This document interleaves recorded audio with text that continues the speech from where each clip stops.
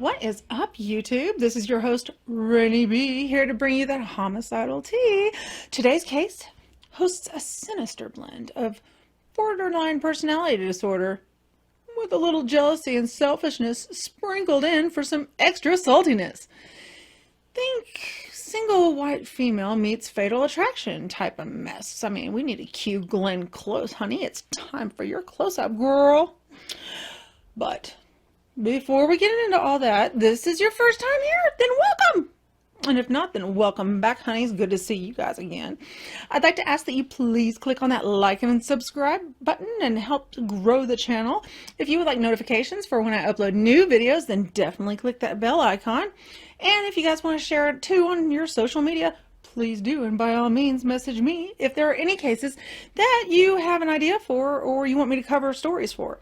That's a lot of them could be even meaningful to you if it's local to your area or whatnot.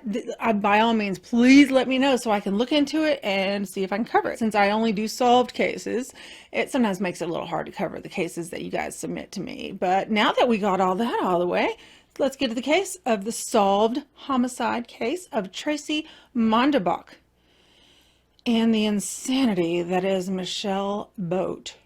Whew.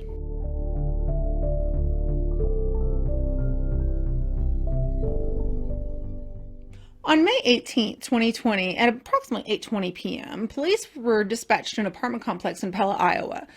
They were notified that a suspected domestic disturbance was occurring in the alley behind the set of 6 condos tied together, forming an apartment complex of sorts. The person who contacted police had mentioned that there were 2 people arguing outside of these apartments in the back of the parking lot. When police arrived, they discovered 47-year-old Tracy Mondabough unresponsive in her car. She had slid down in her seat with her seatbelt still on. First responders on the scene, they tried to revive her and perform life-saving rescue attempts, but they couldn't assist her. It was too late. Tracy, she'd succumbed to the over 20 stab wounds in her chest. She had injuries to her chest and her neck and the palms of her hands, indicating defensive type wounds trying to block a blade or some other sharp object. Tracy Mondabough was the mother of 4 small children, and she was sitting outside her own home, one of which she shared with a gentleman named Nicholas Boat. By what evidence at the scene showed, Tracy was attacked before she could even remove her seatbelt, as we said earlier. It had not appeared as if she had seen anything coming, and it was a complete surprise. Her car was still warm, and it seemed like she had just gotten home and was ambushed by her attacker. Witnesses informed police that there had been an altercation between Tracy, who was in the car, and another woman that was outside of the vehicle. The woman standing outside the vehicle, she fled the apartment complex in a gray 4-door Cadillac, according to this witness. Another witness overheard someone standing outside the vehicle yelling at the person inside, "She does not belong to you." Okay. It didn't take police much digging to get their first suspect, Nick's soon-to-be ex-wife, Michelle Boat. She owned a Cadillac and was already known to police.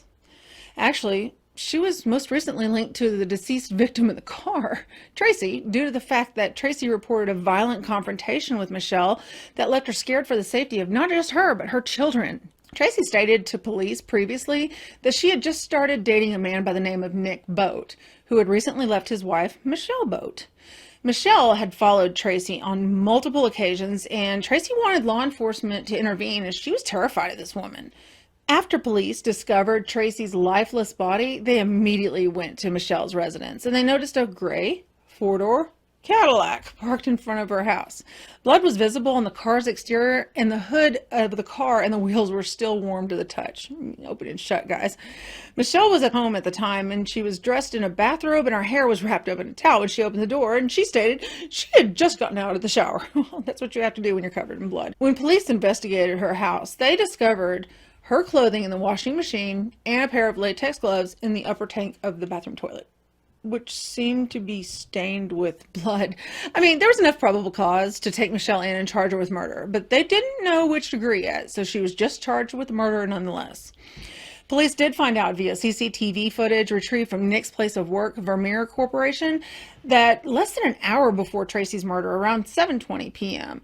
on May 18th, Michelle was seen following Tracy into the parking lot and out of the parking lot of Vermeer Corp. Tracy had made a quick pit stop to drop Nick off dinner at his place of work before she went home. She didn't know it, but Michelle had followed right behind Tracy out of the parking lot. And according to the video, that was all around 8:10 p.m., just 10 minutes before police would receive that 911 call about the murder. Now, in digging deeper into the unfortunate collision of Michelle and Tracy's lives, detectives found out that Nick Boat and Tracy Mondabough, they met actually by accident. See, Tracy had accidentally sent Nick a friend request on Facebook. This was totally by accident. She sent it to Nick in February 2020, thinking that she had clicked on the person right by his name, her actual known friend. It was a complete mistake, and that led them to start talking. And Tracy was apologizing for bothering Nick, but Nick didn't let her off the hook that easily. I mean, the communication between them, it was too seamless and just too easy to let go. They really had a lot in common. So it started out as a mistaken friend request. It led them to starting to date. Their first date was on March 8th, and their romance actually progressed swiftly.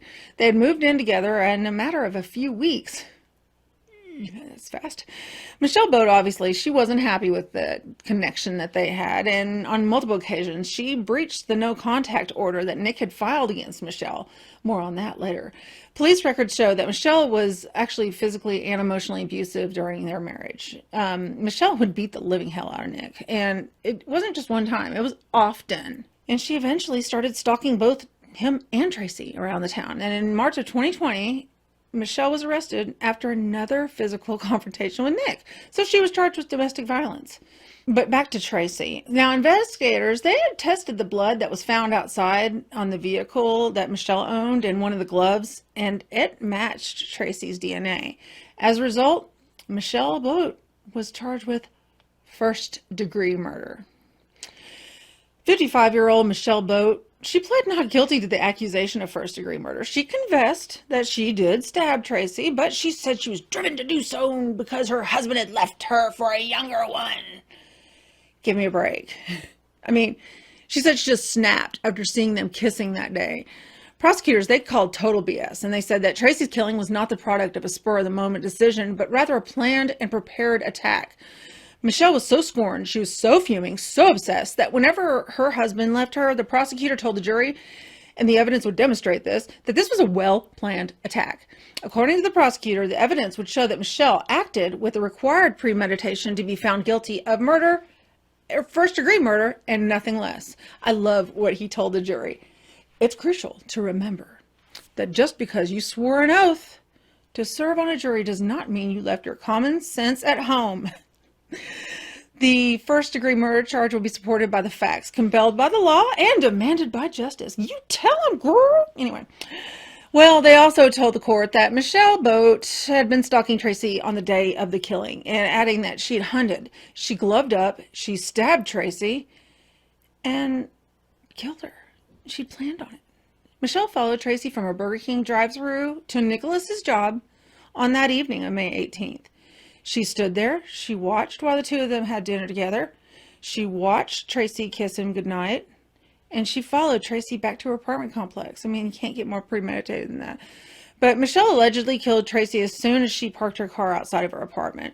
But before she could even unbuckle her seatbelt, she was fatally and mercilessly stabbed. So Tracy was also discovered slumped in her automobile, as we already know. But what we didn't know is that Tracy had a fist full of hair.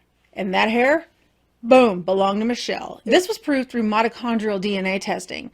Though the murder weapon at this point wasn't located yet, and the gloves Michelle used when she stabbed Tracy were those gloves that were used at the scene, because they were conclusively shown via DNA analysis that the blood on them belonged to Tracy. The prosecution said that the fact that she was wearing latex gloves on that particular day demonstrated that this was not a spontaneous act. In reality, according to the prosecution, it was all part of a careful strategy.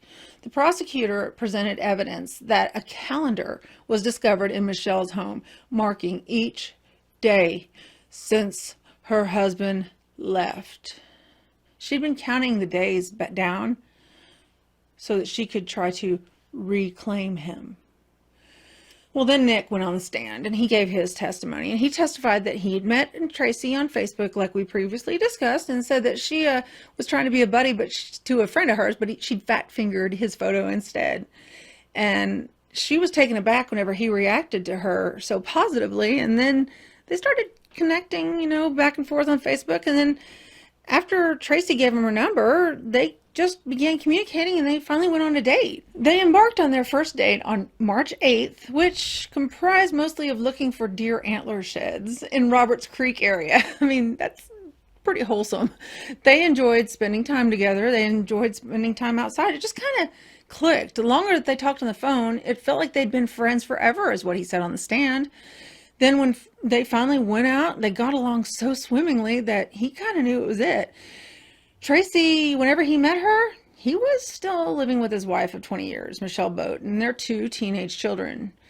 But he moved out of the family home and into an apartment with Tracy in April. Nick said that the marriage was over and that the whole time it had been problematic. And he told the court that it had been borderline abusive from the beginning and that he felt Michelle was still in love with her ex-husband because she kept telling him so. He also told the court that they had a lot of disagreements about how she handled the kids because he thought that she was way too hard on them. He stated that he became weary of battling with her and informed her that he'd found someone else and that he'd be leaving. 3 days after his first date with Tracy, they broke up. Michelle informed him that she would not divorce him 4 days after he left the family home and then reportedly attacked him, according to the court documents. Nick's back was bruised, his left eye was cut, and following this event, Michelle and Nick were given a no contact order, a mutual one. But Michelle, of course, broke this order 4 times or more by calling Nick and showing up at his workplace, stalking him, all that. Nick said that he didn't understand why Michelle wanted him to return so badly to the family home because their marriage had failed. I don't understand because she never loved me. Nick, it's called borderline personality disorder. Seriously, Google it. It's a lot of fun to live with, let me tell you. I know that firsthand. Michelle Boat did not act because of some sudden, compelling provocation. She was the provocation. Michelle did not intend to kill Tracy that day, according to the defense. This isn't a movie. It's not TV. Jesus. They said, agreeing that she was the one who stabbed Tracy, but what was going on here is a true tragedy. I'll tell you who's to blame. Michelle Boat. Michelle Boat was the one who was in possession of the knife. It was Michelle Boat who stabbed her. However, Michelle exploded when she spotted her husband kissing another woman. Even though they had split, the defense informed the jury, they were still legally married and had been married for 20 years. Michelle's life fell apart in March 2020. Nick left on March 11th, just around the time that the country was hit by the coronavirus. The defense used this as a defense. They said that Michelle's emotional condition was really bad at that moment. And they said, let's go back in time and remember how frightening your world was in March of last year. Well, 2 years ago now, or whenever you watch this video, back in 2020. Coronavirus just hit. It was ridiculous. The terror, the confusion, and the isolation that we all felt in the early days of the pandemic. Michelle was there 69 days before the 8th of May, so there you have it. Give me a break. I mean, I had to take Pepto-Bismol when I was writing the script because, seriously, these people have to moonlight for Lifetime movies in their extra spare time because this is all so stupidly dramatic. Anyway, they said Michelle that she'd lost her job working at the hospital and laundry room, and then Nick left her, and they were in the thick of pandemic. Nah. She didn't have any money. She had $6 to her name when she was detained. I don't want you to sympathize with Mrs. Boat. And they said, Mrs. Honey, no, you guys were separated, so now you're Miss, okay? But anyway, I don't want you to be merciful to her. She isn't deserving of that. She killed someone who was seatbelted in her car and had no weapon. She killed her and then drove away, leaving her dead. When I urge you to ponder why, I'm not asking for compassion. Instead, we're pleading with the jury to convict her of manslaughter. Manslaughter, the same kind of thing of whenever your car hits an icy patch and you accidentally kill someone. It's an accident. This isn't manslaughter. But anyway, I digress. The jury just took 45 minutes to deliberate, Michelle was found guilty of first-degree murder and condemned to life in prison with no chance of release. What? Okay, you guys know what I want. Electric chair. But alas, it will not come to be. But that's fine. I mean, she can rot in a jail cell. I don't care. That's still awesome to me. Well, that concludes this case of Tracy Mondabough. If you like this case, give it an old thumbs up. And we will see you very soon in the next video. See you later. Bye.